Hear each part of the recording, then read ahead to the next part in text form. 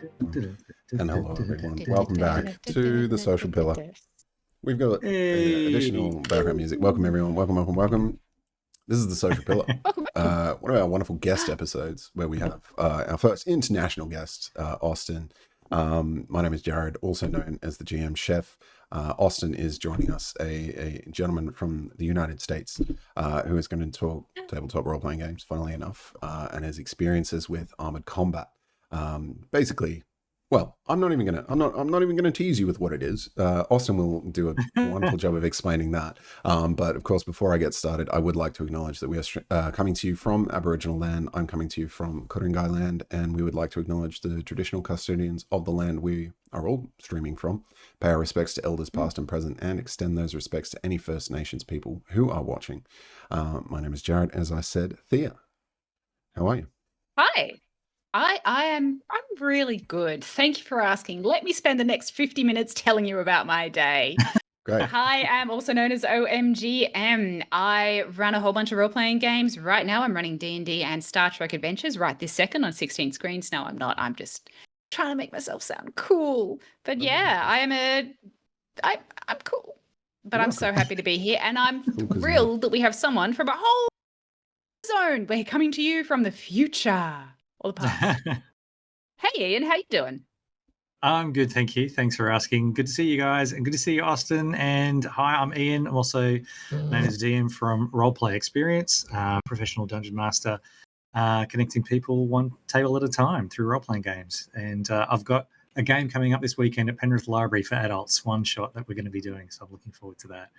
And not long from now, CollectorCon's back, guys. Hey! Our local convention will be back, but we'll talk about that later. Hand over to Jared to introduce our awesome guest for tonight. Austin, how are you, my friend? I'm doing great. I got a lot of coffee in me before this, so I think I can make it. I'll be able to power through in this ungodly hour that you guys are awake at. Seems very godly to me. Everybody knows U.S. Eastern Standard Time is the only time. Anyway. Absolutely. Time is a weird spongy thing. And welcome, chat. Just so you know, Austin's on. It's 3 a.m. for him at least. They're 3:30 probably, actually. Yeah. 3:30. Yeah. Thanks, mate. That's what I say to that. Alrighty. Thank you for being here. Thank you so much for joining us. What are we talking about, guys? We're going to talk about some tabletop role-playing games. We're going to be talking about Austin's experiences and Armored Combat. But Austin, I guess let's dive into it. Like, what was your how has your RPG journey come about? How's it going? And what are you into at the moment? What's your jam? What are you into?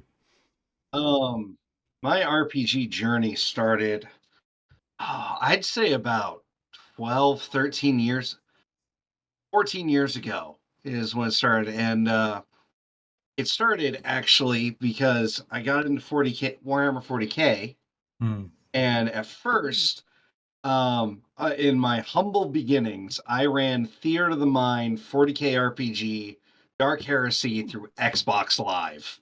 Oh my God! Wow.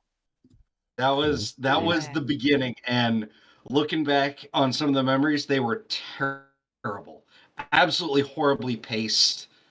Mechanics were poorly implemented, no good DM rules, but we all had a ton of fun on that. We all start. Oh yeah, everybody did.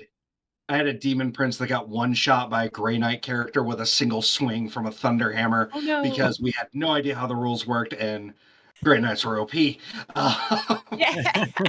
And then eventually, eventually I went to college where I got a bit more professional DMing, you could say, under my belt.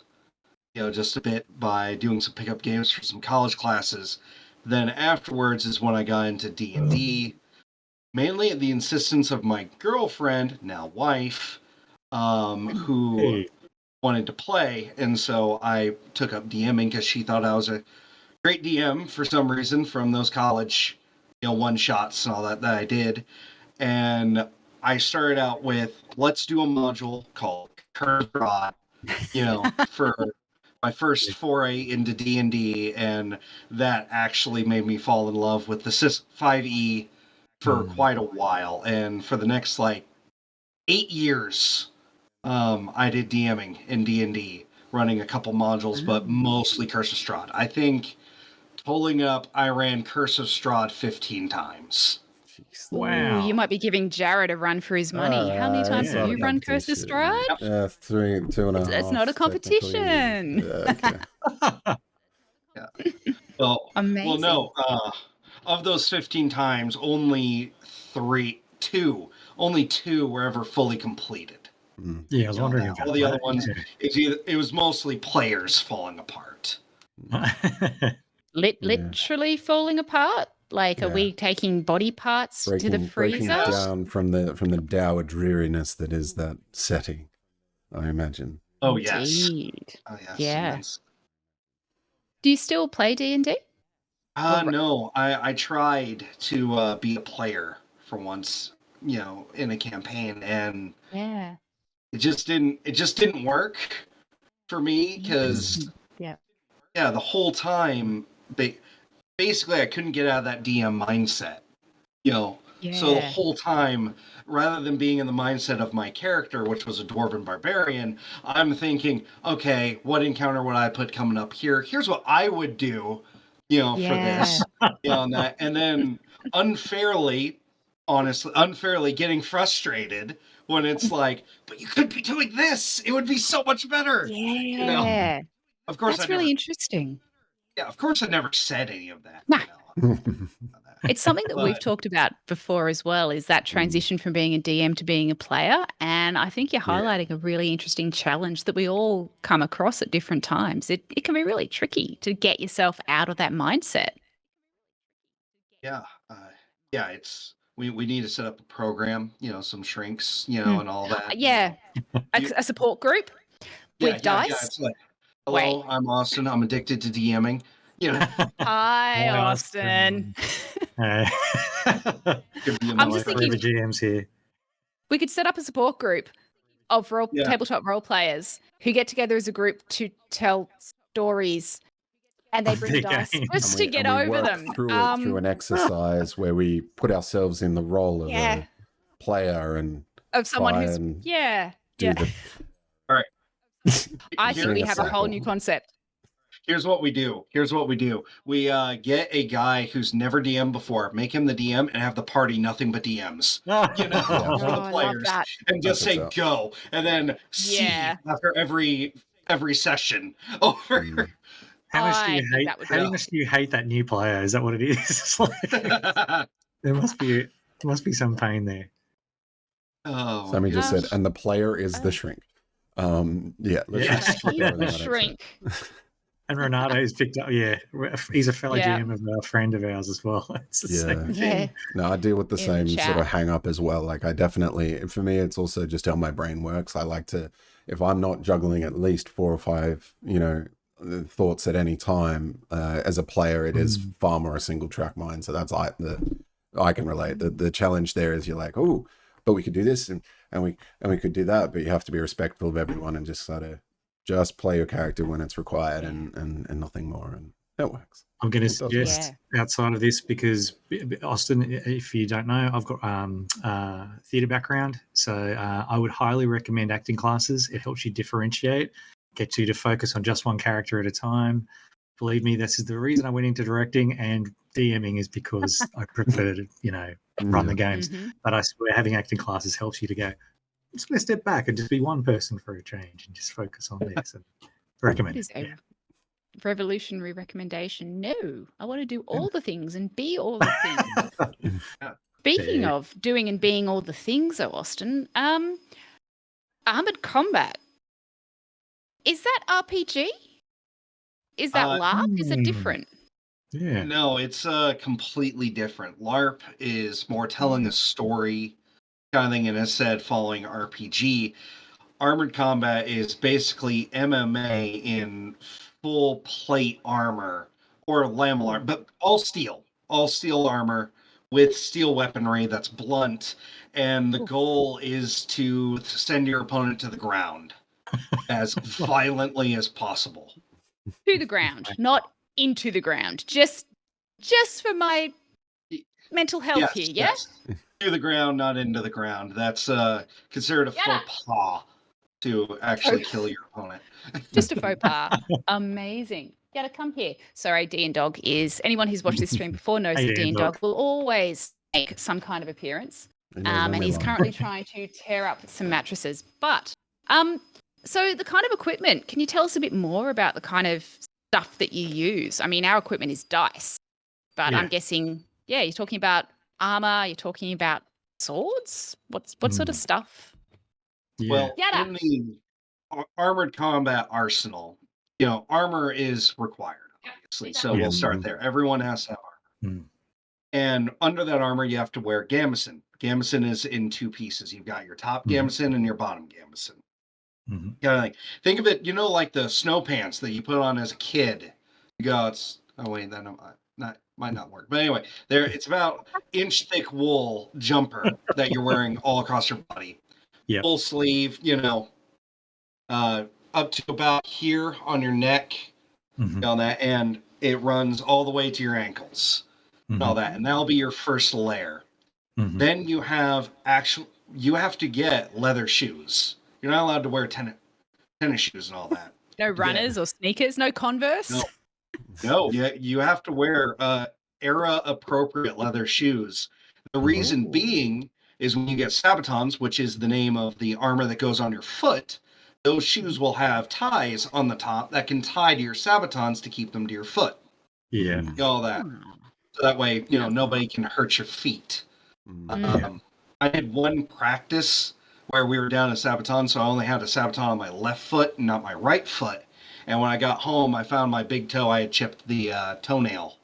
Oh, ouch. Yeah, broke a part of it off. It was, it was painful the next day. And I didn't even do anything exciting or anything with it. Didn't feel anything, till the next morning. I'm guessing that's one of the lighter wounds you've suffered too, I bet. It's the only wound I've suffered so far, besides bruises. Okay. But so given that it's that kind of armored combat, like there's a real combat element to it, you talk about MMA, do you think that it's related to some of the RPG type playing? Is there a relationship? Did being an RPGer, it's a verb now, help get you into that? Was it a gateway? Is this the gateway drug? Well, every boy has been fascinated with knights and armor and slaying dragons. Let's be honest. You walked in the woods and you found a 2-foot stick. It was a sword. It's not just every boy who's out there. The straighter to the stick, the better. All that. And especially growing up in Midwest U.S., rural country, away from the city and all that. So a lot of my early formative years was chasing the other farm kids through the woods, all that, exploring, with sticks and swords and slaying trolls. Nice. And so growing up, eventually, I just found it in an article that was 10 awesome sports you haven't heard of. And I was like, that's really cool, but I don't have any money, and I'm still a kid, not even in college yet. So I'm just going to put that in the back of my mind. Fast forward a few years, I'm now a full-grown kid with my own income and spare time, which I can now invest into hurting myself, and making sure that I have chronic medical conditions when I'm older, Self-awareness is the first step. It's good. So you've got that. So it's not, you don't have a character or you don't have a persona in this. It's you in armor. Is that right? Generally, some fighters prefer to go under a pseudonym for some tournaments or shows, which that's a whole nother animal to get under. So you have some people, while it's it's David from accounting, when he's at the show, he goes as Sir Gregor, kind of thing. Yes. Or you have other fighters that just go by their names, all that. Yeah. But you also have affiliate clubs across the country, like the Cincinnati Barbarians or the Vernon Vanguard. That's 2 clubs that I've worked with. I love the idea, though, of Sir David from accounting. Yes. Sir David of accounting? Mm. So the kind of the clubs that you're talking about, it sounds like there's like almost like a national organization. Is that a thing? There are two. There are Ah, two national organizations in the U.S. and there's an international organization. wow. Actually, every Ah. year, I think they're still doing it, but this is one of the fun ones to learn. Every year in Europe, there's the Armored Combat World Championship where every country sends 50 fighters to Oh, represent. amazing. And you'll get countries from America, all over Europe, Japan, Australia sends an Armored Combat team, actually. Yeah, every year. wow. Okay. On We're that. going to have to track them down. Yeah, the Poles kick butts usually, but The Poles, as in Poles, as Polish. in the Polish. The Polish team is really good. Yeah. Yeah. It's a lot of fun to watch all the teams fight on that. That Have would you be been there? fascinating. Yeah. No. Yeah. To go to the World's tournament, there are 3 major tournaments in the U.S. One in California, one in Tennessee, and one in South Carolina or North Carolina, one of the Carolinas. Hey, Carolina. You have to place in the top 50 in 2 out of 3 of them. Wow. Wow. Okay. Then you Yeah. can be on the international team, which will send you over, and you have to re-qualify every year. Yeah. Okay. Yeah, there's Sounds- no set. Yeah. It's not like a team that's team for life. The team captain at the Vernon Vanguard, which is the club I train with right now, that I'm a part of, Sir Dakota, as I call him. He has been to the World Championship, and he was at that Carolina tournament, which is Carolina Carnage is the name of it, and he I love placed it. second in the duels Oh, category. Oh, wow. I'm Professional guessing fighter. that's, yeah. Sword and buckler. Yeah, wow. Mm. It actually Yeah. makes me think, so what kind of, like, what kind of encounters, like I'm talking RPG language here, so, what kind of encounters are there? What are what's the set? All bouts. Yes. You fight in a list is what it's called, which is the List. old, I think, French term for it. Basically, it's a wooden fence with a broad top, kickers, and open on the bottom so you can go underneath it. This is very important because that's where refs like to run away to if the fight gets too close to them. Yeah. All that for their own protection. And basically, the lists will vary depending. I think everyone's favorite size is about 20 to 30 feet square, which I'm sorry, I don't know. That's cool. No, It's we about play 500. D&D. It translates Yeah. perfectly. We get feet. So it's like about, cool. it's about The 6 5 feet, squares. times 4. Yeah. That's about a smaller list. Upper lists are 30, Okay. Yeah. kind of thing. Cool. And then you have some where fight even bigger. Like, for example, at the Worlds, they use an entire outdoor stadium, usually at some castle for theirs. Yeah. And what they always do is they will split all the fighters into a team of 2 and have them all fight. So you'll get the 150 on 150, for that. And that's a lot of fun. Wow. At the same time. So this is all like concurrent. 150 dudes versus 150 dudes, clash. Yeah. All that. Wow. And it's probably the closest you'll get to real world, like how they actually fought in medieval times. Because, Hollywood portrays it as these two forces that run screaming at each other, and then everyone pairs off, into a one-on-one. Basically. Whereas at the 150 versus 150, you'll see it's basically like 2 big squares that'll slowly come to each other and then stop and then kind of do a big shoving match against each other. Yeah. Okay. As you try to hit with pole arms while hiding behind shields from the guys in front of you, and all that, who are trying to block blows. And then you're trying to section off groups so you can surround and take them down. And that. Yeah. Wow. So It's something. Oh, go ahead. I was just going to say, is that kind of historical, I guess, accuracy or the reenactment, is that part of the appeal for you? Yeah, that is. I'm a huge history buff, absolutely. Yeah, okay.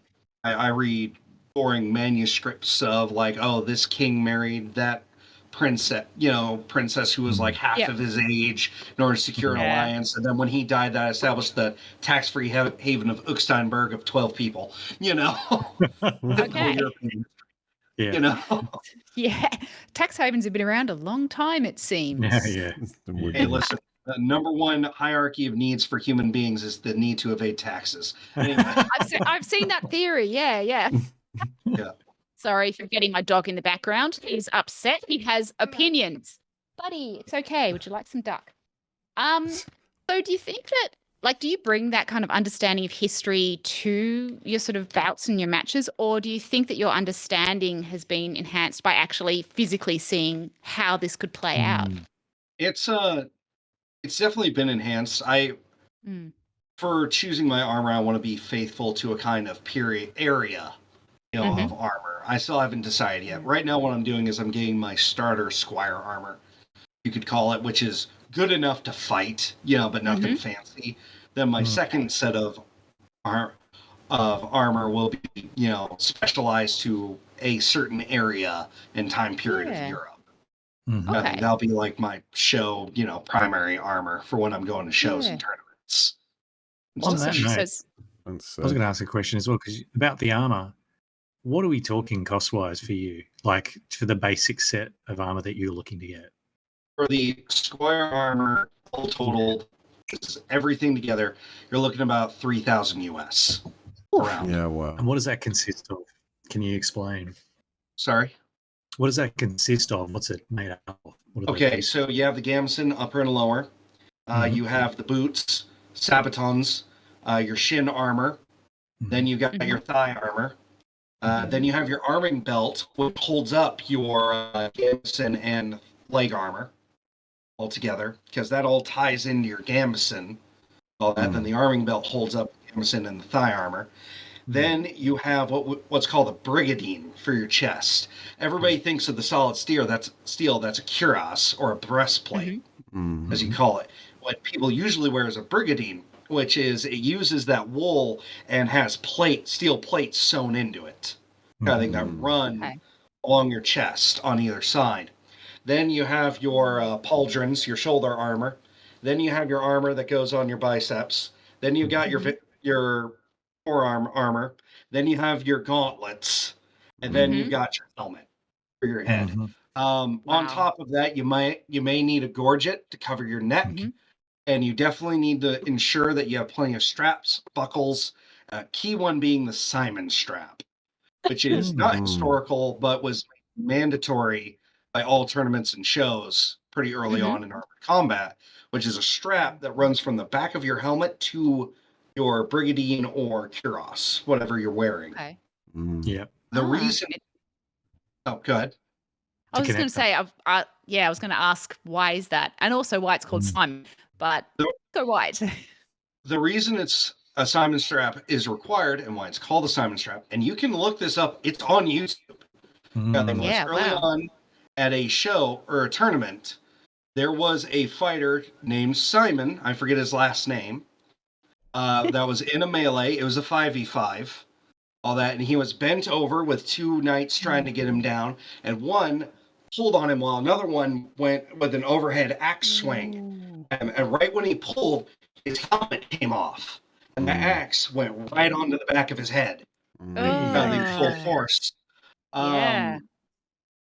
When he got to he walked to the stretcher, that you saw. But when he got to the hospital, the doctor said that he had an abnormally thick skull, and if he did not have that, he would have died from it. Wow. And so from that day onward, you're required to have a Simon strap. So if your chin buckle comes undone, your helmet cannot be torn away from you. Wow. Makes sense. It's not necessarily something you want your name after. Yeah. However, those Simon straps can break. Is the thing that can happen. Is it all leather, the straps? They're strong leather straps, but they can get hit, with weapons. A lot of force can be exerted on them if tweaked the right way. At this previous show that I worked at last Saturday, actually, that I helped out at, there was a helmet that came off during one of the fights. Really? And immediately everybody stopped, obviously. That's good. Yeah, because that's good. it is rules that if there are any armor defects, period, the fight immediately stops. Mm-hmm. Kind of thing. Mm-hmm. And if your gauntlet Seems just fair. falls off, done. Everybody stops fighting. We figure it out. Yep. If it's an armor defect that can't be fixed immediately, Mm-hmm. fight's over. Fighter's ejected. You're disqualified. Your armor failed. Yeah. Okay. Interesting. So there is that incentive for people to have their armor, well, the safety aspects of their armor, really in place, because if that fails, then you're out of the fight. There's one video on YouTube that's pretty sad. Grant the Knight. He's an Armored Combat YouTuber. He was doing a show, and then he was fighting in a 1v1 against a guy with a polearm, and the guy swung and hit him in the side of the head with the polearm. All that, and Grant kept fighting, and the guy immediately backed up and screamed at him, "Your helmet's broken, face the marshals." And he turns, and there's a massive crack running down the side of his helmet. Yeah, wow. It's completely messed up. Yeah, so because of that, the fight's over, he loses, because it's his fault that his armor couldn't withstand that blow. Of course, he got a new helmet, and he continued fighting in additional fights during the show. Yeah. But that's also one of the saddest things to ever see as an Armored Combat fighter, is a helmet failure, especially. Yeah. Sure. Got a comment from Hoju, one of our community, talking about that functional chainmail, looking about the cost, can get up to like 30K Australian, which is probably about 10K US, sadly. But it sounds like it could be a sport that the equipment costs could really add up. Yeah, the crafting.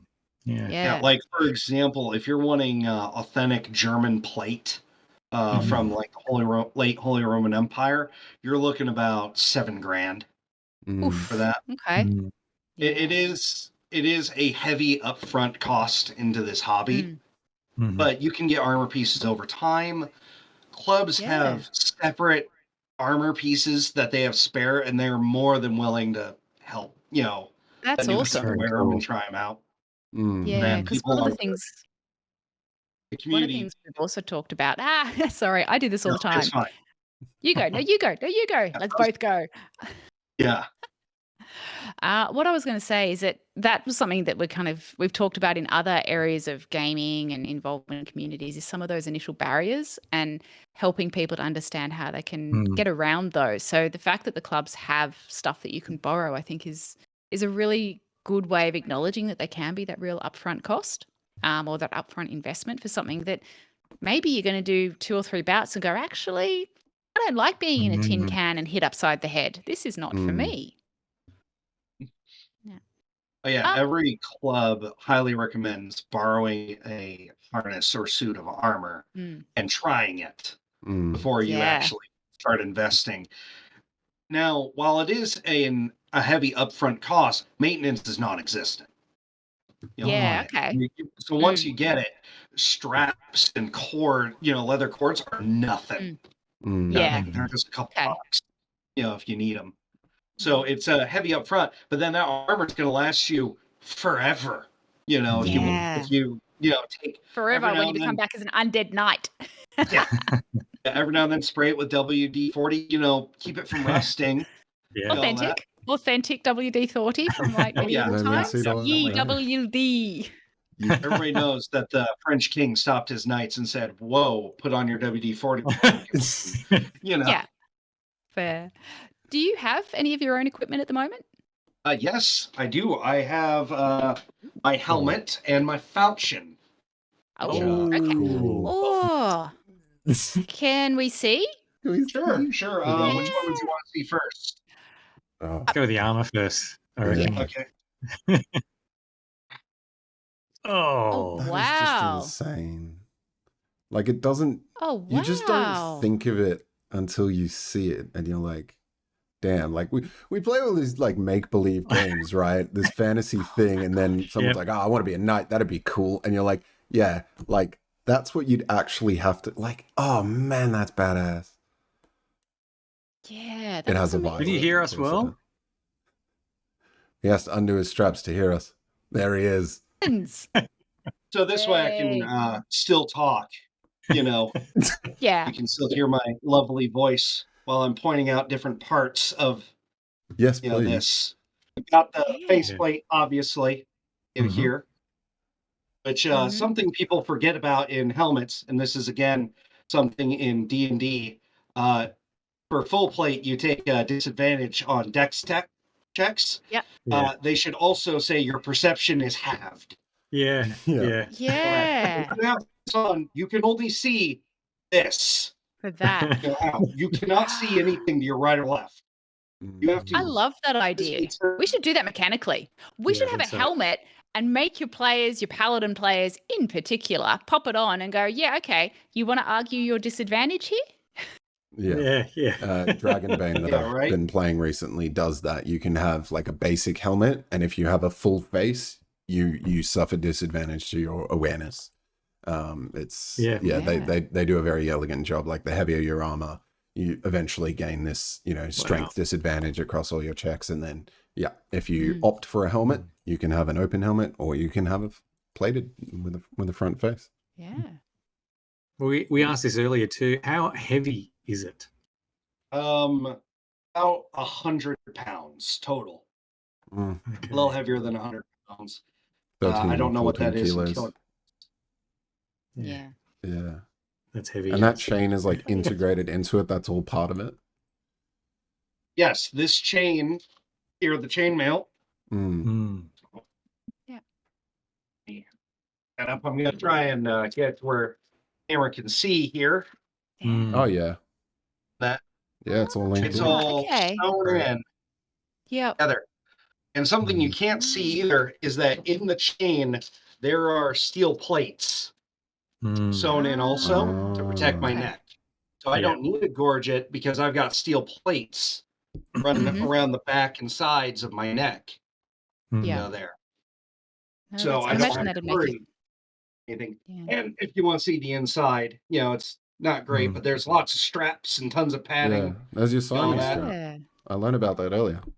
Yeah. Yeah, right here. This is my good to see. Strap. Safety first. Diamond strap. Nice. Do you need help putting that on as well?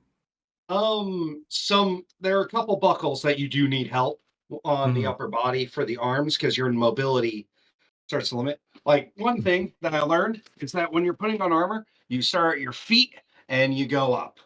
I noticed when you were telling us about the pieces, you did that. You talked it from the feet up, and the last thing you did was the helmet. Actually, yeah, and that includes gambeson. You put on all your gambeson and all your leg armor and all that, your belts and such, and then you put your top gambeson on. The reason being, gambeson is hot. On that. And it takes about 45 minutes to get into full armor. That's another thing. If your players are like, oh, I'm going to get up, get the arm around and go to the fight. No, you're not. Yeah. What is the time to get into armor? I'm just trying to think. There is rules about this in D&D 5e. 10 minutes full plate. 10 minutes. I always argue you can stick, I doubt it's actually true because, most knights who had to go on horseback and all of that, they would have had squires. You would have had to have someone helping you out, and assistance to do that, because once you're geared, you're going into combat. You may come back, you may not, obviously, in real wartime. But in D&D, it's 10 minutes. And I'm like, you can have that if you have someone helping you. I'm not going to say that you can don and doff armor in 10 minutes. That's insane. Yeah. No. Even with someone helping you, 30 minutes max is the fastest you'd be able to do it. The reason being is you got buckles and straps. You got to pull them tight. And sometimes they just don't want to, that. You got to... the side straps on your brigandine, you cannot do those yourself. You can get the bottom one, but these top ones you can't because your chest has to remain like this, because your chest cannot do this, because there are iron plates here now. On that. Yeah, so your chest is straight. You can't reach, and do this right here. And then when you got your armor coming on here, you can't do that, Yeah. Can you get out of armor by yourself? Oh yeah, incredibly easily, actually. Really? The side buckle maybe need help. The reason being is buckling it up, you have to put pressure and then put the all that. Undoing it, pull, out, Yep. kind of thing. Mm. Yeah, sounds Corsity Also- actually. Yeah. Also, yeah, you'd Yeah. be surprised at how quickly you can get out of armor when you're really, really tired. You know, that Mm. store. When you You need know, to. where it's just like, I need two things. I need to get out of this armor and I need to eat. You know? Yes. Mm. Yeah. So with Right. the You mentioned a falchion. I was Yes. Oh, yeah. Now, Ace Ward. Falchion, if anyone is a Critical Role fan, wasn't that one of the characters? Fjord had a Falchion? I Fjord think had a so. falchion. Yeah. Oh, that is so Yeah. beautiful. God damn. It's lovely. That is cool. Wow. There's the hilt right here. Full steel. Oh man, that's cool. Yes, it is steel. It's stainless steel, blunt, as you can see, because I'm running my hands all over And it. so, So points to it. or you walk away with like But blood. It's like, it's fine. this sucker hurts. This Mhm. is the falchion is actually one of the most feared weapons in Armored Combat. Mm-hmm. Kind of thing. Really? It's got Yes. that heavy end to it. That would have something to do with it, surely. Like it's The much reason- heavier at the tip, right? Yes, because as you can see, kind of here, you see it broadens at the tip here. Mm. The reason being that it's so feared is you get all the weight of an axe and all the speed of a sword when you swing this sucker, Ah, okay. kind of thing. And if you swing it hard and hit right on the tip of the helmet, really hard, well, Mm. that's fine. I actually would rather get hit in the head with blows. Yep. Everywhere else that it hurts, right in your shoulders or right on your arms, because your padding is an inch of wool. That's it. Mm. Mm. You know, underneath Yeah. that steel. Yeah, Yeah. wow. How do Yeah. you learn the techniques? Like, is there are they historically accurate techniques? Is it sort of more derived from, I'm going to see how I can move efficiently with this particular weapon? Where does it come from? Or no, I'm going to kind of talk a bit about another group. There's Armored Yeah. Combat, and then there's HEMA, Historical European Martial Arts. HEMA wow. really focuses on the distinction between the two is HEMA focuses mainly on getting the techniques and all that. Like, okay, in the manual from Spain, it says here for this fight, I have to do this, put my foot like this, and then do this move. You know, and they tend to fight in what we call soft kit, which is not LARP. It's not like that down. It's still slightly more heavy duty, but it's hardened foam, you know, or bendable. I think, and they tend to be way more focused on technique. Armored Combat is more, I'm in armor, you're in armor, beat me. You know, kind of thing with whatever weapon that you're bringing. Kind of thing. Either make me submit or throw me to the ground. Okay. Now, So a it is- lot of people in Armored Combat know judo and other martial arts. Mm. You know, and such for okay, yeah. throws and that you Yeah. pick up judo throws pretty quick. You know, and Yeah. such, and you learn how to swing your weapons, but you find that in the melees and chaotic, it becomes a lot of just, Smash. you know, Yeah. Yeah. some of it. It's when you're in the 1v1s that technique becomes very important, where how you're holding out. Like, for example, if you have the big heater shields, which is the triangle shields everyone thinks about, terrible. No one uses them. Nothing. Yeah, The okay. reason being is they're big. Kind of thing. If you're fighting against another guy who actually wants to beat you and you're using a big heater shield, all I have to do is get in close to you and your left arm can't move anymore because it's got this big shield that when you're trying to move it, it's hitting me. Cool. Yeah. Lift my entire body weight plus my armor with your left arm. You can't do that. Yeah. So what people like to Wow. do is use either a buckler, which you just hold on. It's, you know, a dish basically on the end. You can still block with that, or you can punch someone with it on that. And then you have another thing called a punch shield, which runs along the length of your arm. It's wider than your arm, and it runs out past your fist into a kind of point. You know, blunt point. So you can still block in that, and then really deliver a blow with that sucker. Kind of thing to Yeah, someone. wow.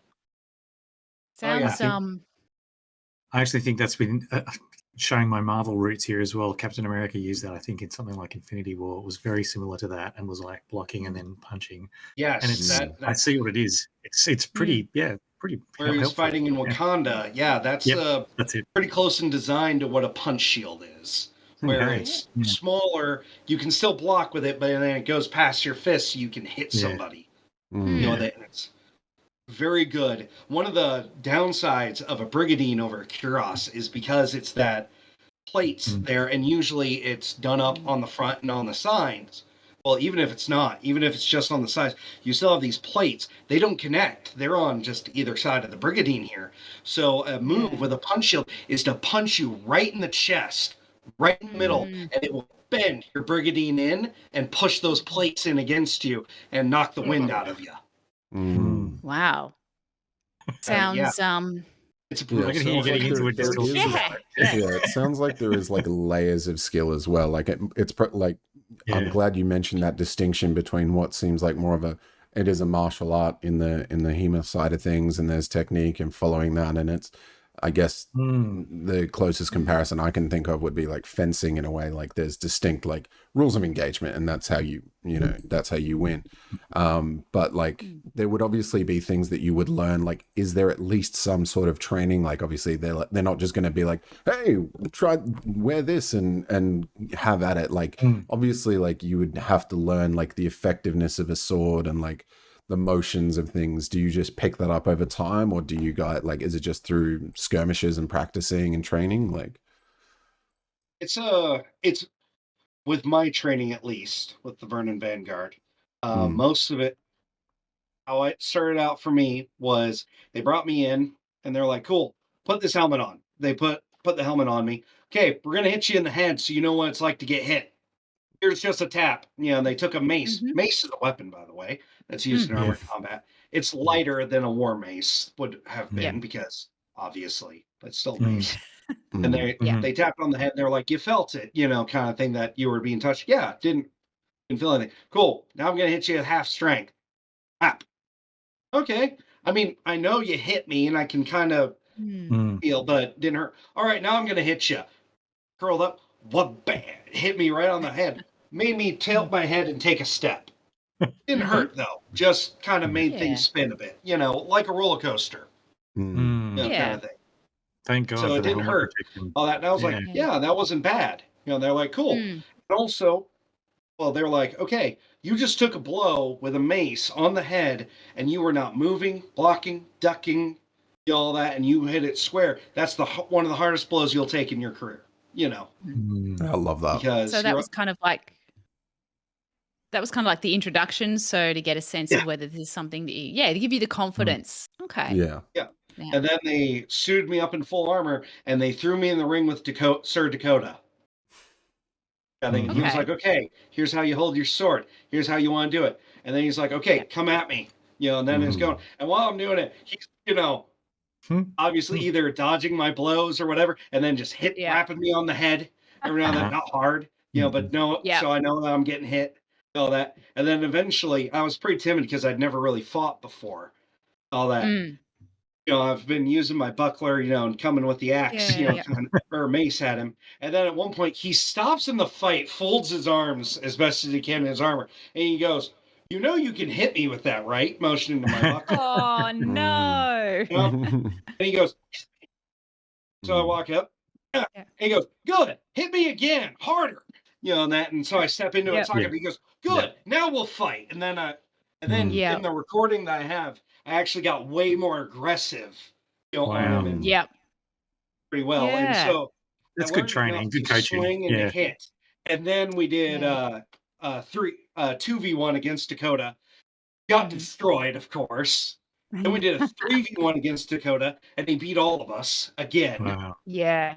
And then we did another rematch, and I almost got him, actually. He had me, and I almost brought him down with me. Hey, if I'm going down, you're coming with me. It's a very good motto. I love the positivity of all of that. Like, it sounds like they know the struggles. This is something we talk about in terms of like bringing players into a tabletop game. It sounds like they've definitely had lots of people go through that process, and they're like, okay, you like this thing, we want you to like this thing, we want you to feel safe and confident and know what it's like to get walloped upside the head, and then just just the way that they were obviously speaking and like encouraging you and saying, look, that's probably the worst, most direct blow you're going to ever have. And then sounds like Sir Dakota was just one of the best people to be thrown in the ring with for the first time, where he's like, yeah, that wasn't bad, but now you do this and now you do that. And I just love that positivity and what sounds like this, very, very big aggressive thing. But it's like, no, you guys are all out there to have fun and do it in a safe, respectful way. That's very encouraging by the sounds of it. I'm loving it. Oh yeah. Yeah.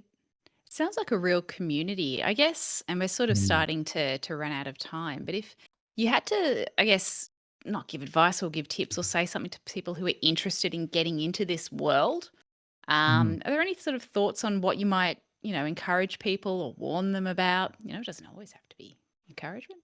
Right. If you On the wanted spot, to you get want all the wisdom. if somebody wanted to get into Armored Combat, number one, I would recommend trying to find an Armored Combat club near you. A lot of Sydney has one, I know. Okay. Nearby. Awesome. I don't know how you'd find them, but they're there. I found mine on Google. Yeah, the Yeah. Vernon Vanguard. Facebook. All the Armored Combat clubs use Facebook. Yeah. That's how they coordinate. That's how they talk. That's how they post events. Social. You'll need two things. You'll need free time. You'll need money. Obviously. Yeah. Now that can be overtime. Gathering your armor, piece. There are people who got their armor piece at a time. It's like, yeah, it's $3,000, but outlets are only like 200. Yeah. Build it up over time. That sounds very helmets- Mandalorian. Started with a pauldron, moved on. Yeah. Yeah, like my helmet there was $940 for it. Pretty expensive still, but it's one of the most expensive pieces of armor because it requires a lot of padding, it requires a lot of work, and you have to make sure it's right. You want to keep your head. You've only got one, right? Yeah, but like those boots, $100. Gambeson, $300. For all Gambeson. And then for the free time, you may ask, for fighting and all that. Yes, but no. Cardio. You need cardio. Lots of cardio. Yeah. You need to be good at running, doing things, getting hot and still going. Kind of thing. Yeah. Basically, you're going to need to hit the gym or go for runs often. Do push-ups, Yeah. Kind of abandon the nerd and embrace the meathead a little bit, Hey. The nerd meathead. The nerd head. Yeah. Well, create the perfect fusion of them that is the Armored Combat fighter. Nice. Yeah. No, Brains that's Nerd amazing. and Shock coming together. Yeah. That's sick. Yeah, I've just looked I up. love We do have the that. Australian Medieval Combat Federation. Looks like there's teams all over in the major cities around the world. Sydney, we have the Sydney City Marauders, which is really cool. There's Knights Very of Albion, the Brisbane Beasts, Western Australian Berserkers. We have a Raven Guard, which I just love. That sounds cool. Yeah, they're out there. Yeah. Australia, we have a seat. We sent 50 people to the thing, the world. Yeah, you said bring it back around. That's cool. Amazing. It's so I have to check out. There's also nearby is a town called Blacktown, and it's got a medieval fair that's coming up soon. And I think they may have some. So I think they do a showing there. Yeah.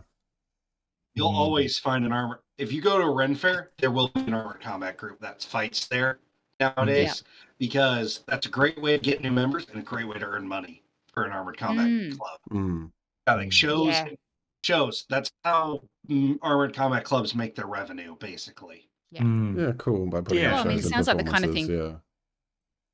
Yeah, certainly sounds exciting to watch because it is that it's not choreographed. It's that real. It's the same reason MMA or boxing could appeal to people, I imagine, is that there's real people really going at it, and there's the cool sound of like swords on armor, which is just a very cool kind of sensory thing.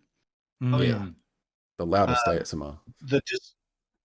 The disappointing thing is swords are only used in duels. Okay. As I said, you got the duels and you got the melees as the two different. Duels are for points, and for that you use swords. The reason being is the sword is light and fast, easy to hit. You don't feel sword blows. I think swords and long swords, you won't feel them. I think, which is why they're terrible for melees. Can't feel the hits. You're causing no pain. Also, you can't grab it in a double grip, which is why a lot of people's favorites are axes, maces, pole arms in the melees. And the reason falchions eke in is because they hurt. Yeah. Falchions hurt a lot, with their blows. Yeah. So it's there's a lot that goes into the sport. It sounds incredible. It sounds like something that you're really passionate about. We are kind of coming towards the end of our time, but I had one last question that I kind of wanted to ask. So you've been doing this for a couple of years. Do you think that there's anything about you that's changed since you got into doing armored combat? Physically, I've definitely gotten a lot more fit. Yeah. That's for sure. Yeah. But I definitely say I've gotten more confident since doing armored combat. All that I've gotten a lot more, not afraid to take hits, and all that, and shying away from pain, and such.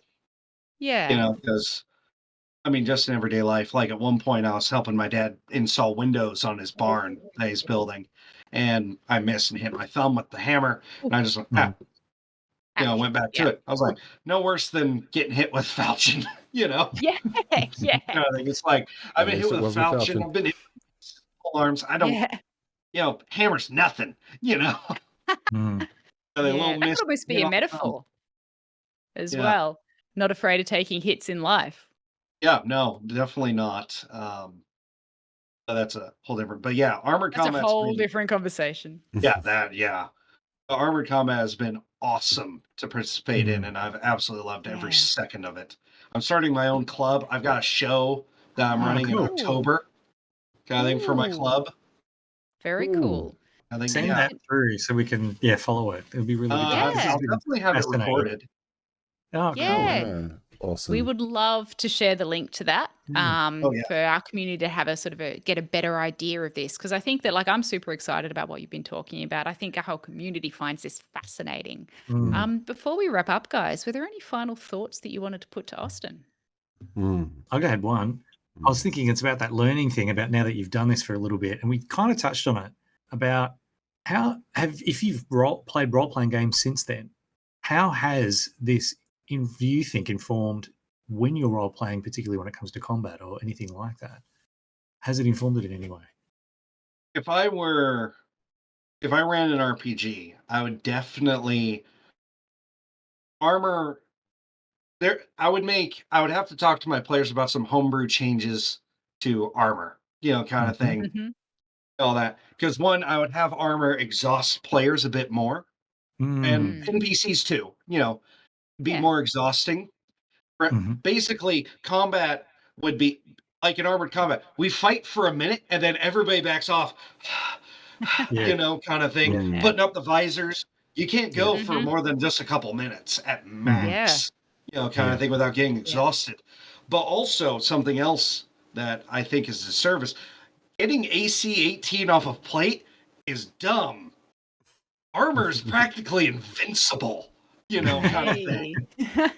If you do not have an armor penetrating weapon, if you're bringing a sword and your opponent's in full plate, run. You can't win, kind of thing. You can't hurt him, Even if you're like, oh, I'll just grapple him and, throw him to the ground and stab him through the eye plate with a dagger or something, like people say, cool. While you're trying to do that, he's just going to,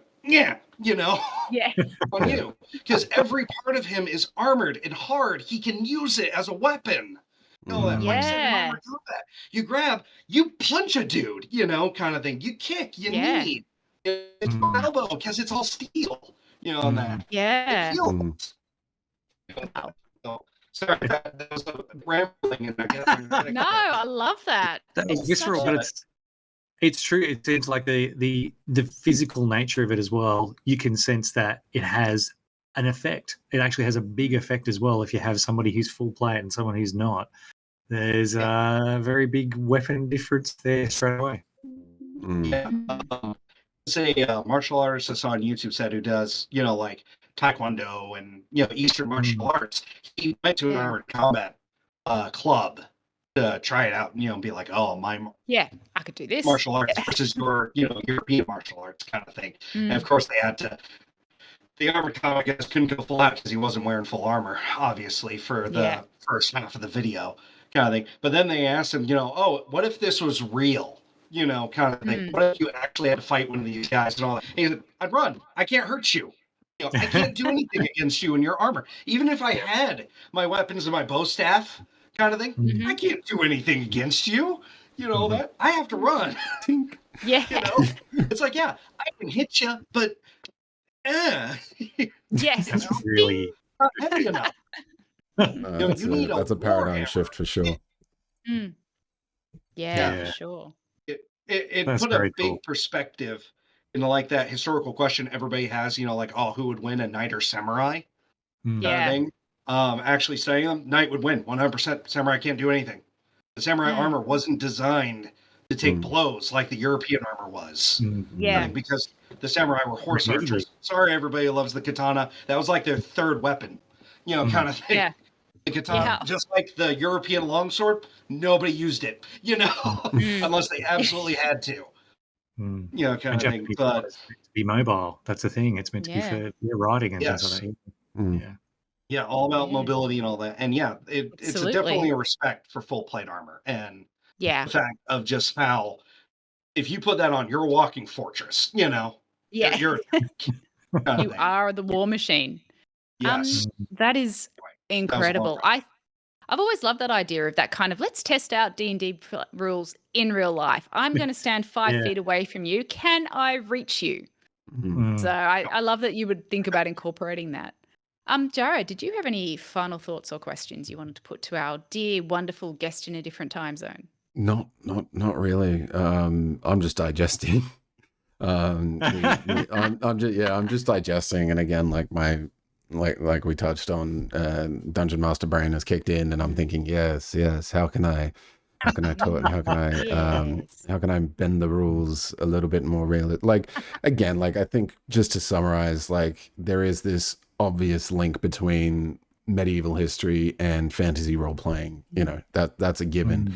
And I think celebrating an authentic side of what the fighter is, this whole armored shtick is, it's leagues apart from the AC 18 and the does this damage and all of that. Like there needs to be a degree of suspended realism. I like a gritty game, but I'm not about to get so bogged down as in, yes, it takes you half an hour to don and doff armor, or things like that. Again, like you can just make it work for your table. But yeah, this has definitely been a very thought-provoking conversation. Thank you immensely, Austin, for accommodating our time slot, first and foremost, and sharing your insane passion for what sounds like a really amazing community and a beautiful hobby. So thank you for joining us. No problem. Thanks for having me on. It's been a pleasure. I'm actually sad that the hour's already up. Yeah. To talk about. We do this all the time. We always end up getting to the end of our time. We're like, let's keep going. But no, this is how we ended up with a 7-hour D&D game. We'll be over in 3 hours. Talk about my Curse of Strahd stuff. Oh no, we can't talk more about Curse of Strahd. I wanted to pitch. I had altered them because I ran it so many times. I have altered the module, like in my notes and all that. Yeah, wow. Oh, it's a whole different game now with how I run it. I think we need to get you back. We need to have another conversation at some stage. That would Curse be of Strahd's amazing. embarrassing. Yeah, we'll do that because we all run it at least. I think, except for Thea, I think we've all run it at least a couple of times. So it's like, and I've never even played it. You should. Oh yeah, so, you can interview us, Thea. We have to compare Strahds. No Strahd is the same. No. Amazing. Just so you don't know, one of the reasons why the module's so loved is the game module literally tells you Strahd can go anywhere in Barovia and should interact with the party pretty often. All that. So DM gets to play the main bad guy and gets to probably be he's not sitting at the bottom of a dungeon being like, ha ha, my traps and monsters in the way. No, you're walking like, hey guys, we need to cross this river. The bridge is out. Oh, we fixed the problem. Cool. And Strahd shows up just because he can. Does he show up to fight the party? No, he's just there to make fun of them or, kind of like point out the fact that he has a do his thing. We're going to do this. Hold that. We're going to do this talk. I think this is coming up. We will. We'll definitely schedule that in. Oh, yeah. And I always play the game of who's the Strahd in my campaigns. Kind of thing. Well, because magic sounds like a party game version of it. Take instead of something like werewolf or assassin. It's who's the Strahd? Everyone close their eyes. Strahd, open your eyes. Yeah. Well, I've upscaled my Curse of Strahd because it ends at level 13. I believe. Yep. Yeah. I've made mine to go to level 20. Yeah. I've upped my Strahd for small wizard spells, stuff like that. I've made him into an absolute monster. And so one of my favorite things is he has a ring of polymorph. And he is one of the NPCs in Barovia. You don't know which one, and it changes every game. Is that innkeeper who's really helpful and giving you a free place to stay actually just helpful? Or is it Strahd? Kind of thing. Is that kindly person that you just told all the riddles of Barovia to, telling you where the artifacts are, actually Strahd? And you just told him where all the things are hidden? So you're going to have a really hard time? That happened in one of my games. It was great. Hoju suggested it's pin the tail on the Strahd, and Sammy wants us to make it into a drinking game. So I think we definitely need to plot all of this out. However, it might be time for us to wrap up this week. What do you guys think? No, don't be sorry. Awesome, love the passion. I actually have a note to myself: do not get carried away, Thea, because I do. So yeah. Love enthusiasm. Never apologize for it. Save it for next episode. But my dog will eat my limbs if I don't feed him soon. Sounds lovely. Thanks, Austin. This has been amazing. Yeah, really insightful. Really insightful. Great fun on that. Absolute pleasure. Thank you for having me on. Yeah. Thank you so much for joining us. Thank you, Sammy, for making me connect. Thanks, everyone. Yeah, thank you, everybody in chat. Thanks, Sammy. Always a pleasure. Yeah. Hey, what are we doing next week? Are we here next week? Does the world exist? We are here next week. We're doing a thing. Yes, a thing. I'll find the thing that we do. Have you got it there? The place that we be. I don't. Do you want me to do it? I've got it. Do you have it? I'll tell you. I have it. I mean, how do we do mechanics and shape storing and how do mechanics of role-playing games shape a storytelling and play style experience? Like we were just saying, you could go gritty, or you could go, suspend that realism, and just do cool superhero stuff if you wanted to. That and more. Tune in same place next week. It's almost like a carry-on. We've talked about how armor could lead to homebrew rules. That's a perfect segue. Yes. Mechanics leading to shape the game. Amazing. We have yet to put up this particular year's season onto YouTube, but it is coming. They will arrive at a random period that you cannot predict, just like Strahd with his polymorph ring. YouTube episodes are going to drop. That was a real stretch. I doing think my best. I think it Think it worked. worked? Yeah. All right. We're good. We got it. But check us out on YouTube. Yes. On there. Yeah. So please join us on YouTube. Join us on the Discord. I don't know if we're hanging around afterwards to have a little bit of a chat. I do acknowledge that our wonderful guest is probably wanting to have a nap at some stage. I think so. I'm actually wide awake right now. Yeah, I think we wired him up. So excited and having fun with this that I'm not tired at all. Okay. Maybe we should. I'm not Maybe tired. we should talk. Maybe we should. But yes, we are on YouTube. We are on Discord. Please do join us. Continue the conversation. And anything else? Am I missing anything? We're rating. Yeah. I have been looking for someone who is at least conceptually related. I can't find any crafting of armor. I can't find any kind of... There's some live sports, but nothing that I want to throw to. I know. But we do have friend of the channel, Quenesta, playing Final Fantasy, which is kind of a stretch. We could go say hi. Let me do that. We support the game. It's a good person. But yeah, that's who I reckon we rate out to. That's That's all, folks. Ba, ba, ba, la, la, da, da, da. I don't do the wrap up. I don't know what I'm doing. Help me. Thank you all for Don't leave tuning me in. here. We'll see you same time, Cool. same place next time. Check out the socials. We're on the Discord, and you can chat to us and recommend episode ideas anytime. Or like Sammy, send some guests our way. Never know who we're going to talk to next. Bye for Sammy. now. Thank Bye you, for now. Austin. Thanks, everyone. Thank you, Austin. Thanks, Thanks, Austin. everyone. See you next Bye. time. Bye. See you.